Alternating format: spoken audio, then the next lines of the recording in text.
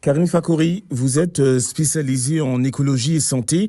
Quel est votre sentiment sur cette deuxième édition du Sommet africain de l'alimentation de Dakar? Merci de me permettre de m'exprimer sur ce sujet. Écoutez, j'ai un sentiment de révolte malgré l'impact positif sûrement sur notre économie que génère un tel événement. D'abord parce que je m'interroge sur son impact carbone, sur le coût réel de ce genre d'événement, alors que le sol n'attend pas, que les populations n'attendent pas et qu'elles ont un besoin urgent de se nourrir et d'un sol vivant. On vous sent assez remonté. Je rappelle qu'un Africain sur 5 est sous-alimenté, mais quel est le rapport qu'on devrait faire entre la famine et l'écologie? Écoutez, il y a un rapport qui est juste direct, puisque effectivement, déjà je vous rejoins, c'est beaucoup plus grave que ça. Un enfant toutes les 5 secondes meurt de faim dans le monde. Et il y a un rapport direct puisque en réalité, nous dépendons, les êtres vivants comme le sol, de la qualité de l'eau et de l'accès à l'eau. Nous dépendons de la lumière du soleil et de sa bonne qualité. Nous dépendons de la qualité de l'air et de la bonne oxygénation. Et puis nous dépendons également des minéraux qui nous composent et donc de la terre. Donc il n'y a pas de différence finalement entre la vie de la terre, du sol, et la vie des hommes. Donc ce rapport, il est étroit, il est direct, et c'est ce qu'on appelle le vivant.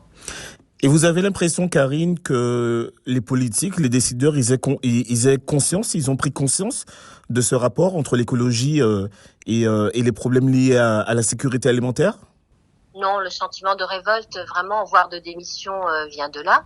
D'ailleurs, l'écologie n'a plus aucune place dans ce genre d'événement comme le sommet qui a lieu à Dakar aujourd'hui, puisque on a été longtemps d'en prévenir plutôt que guérir, puis après dans l'urgence de guérir et la crise Covid nous l'a bien démontré, et puis aujourd'hui avec toutes ces guerres et tout ce qui se passe, c'était tellement prévisible que ceux qui de toute façon par des logiques des productivistes ont détruit la planète ne pourront jamais prétendre la sauver. C'est aussi simple que ça. Donc, et en plus, ils ne sont pas formés. C'est-à-dire que ça vaudrait vraiment le coup, je pense, de faire une interrogation orale surprise parfois à ceux qui dirigent ou à des cadres moyens d'entreprise. Et vous allez voir que la conscience n'est pas présente. Et la valeur elle-même qui gouverne l'écologie, qui est fondamentalement la vie, n'est pas présente dans les enjeux et dans les décisions.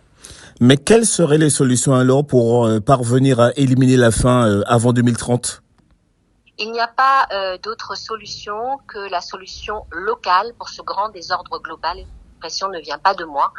Il y a également une autre solution qui est urgente, mais encore faut-il réellement avoir l'intention de développer, c'est de mettre la terre et les océans au même titre juridiquement que l'être humain, donc que ça devienne un être vivant à part entière, et à partir de là, toute la gouvernance et tous les systèmes ne sont qu'obligés de changer. Ça, c'est la première chose. Et puis après, sur le terrain, je crois que je l'ai démontré, que ma vie l'a démontré, puisque toute ma marche est liée à la souveraineté alimentaire. Quand on dit souveraineté alimentaire, ça ne peut pas être une dépendance. Donc, c'est forcément local.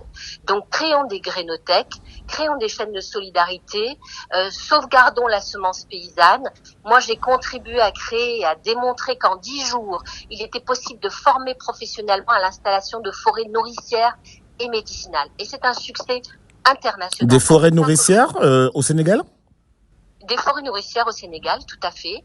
Nous avons, en plus, en rassemblant toutes les couches sociales, en rassemblant toutes les communautés du Sénégal, telles que notre Teranga nous l'enseigne, tout le monde s'y est mis en pleine crise Covid, et nous avons démontré que c'était possible. Nous avons démontré que c'était un emploi vert. Nous avons démontré que c'était une filière professionnelle, à tel point que ceux que nous avons identifiés comme étant professionnels sont appelés dans toute la zone panafricaine aujourd'hui.